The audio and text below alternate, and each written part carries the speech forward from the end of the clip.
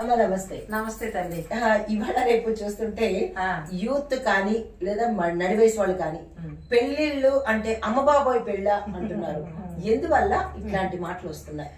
ఇంకేంటమ్మా, ఇప్పుడు అందరూ చెప్పుకుంటున్నారు, మనం చూస్తున్నాము. ఈ సాఫ్ట్వేర్ జాబ్లు వచ్చిన తర్వాత ఎంజాయ్ చేస్తున్నారమ్మా. వాళ్ళు వచ్చే లక్షలతోటి శుభ్రంగా పెళ్ళిళ్ళు వద్దు, హ్యాపీగా రూమ్ తీసుకుంటున్నారు, ఉంటున్నారు, వాళ్ళు ఇష్టం వచ్చిన జీవితాన్ని అనుభవిస్తున్నారు.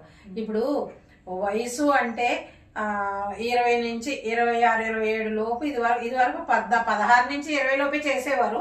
అది పక్కకు పెడితే తర్వాత తరం 20 నుంచి 25 లోపు పెళ్లిళ్ళు అయితే చక్కగా వాళ్ళ పుట్టిన పిల్లలు గాని వాళ్ళు గాని వాళ్ళ జీవితాన్ని ఎంజాయ్ చెయ్యకపోయినా గానీ వాళ్ళ కష్టాలు అనుభవించారు ఆ టైంలో.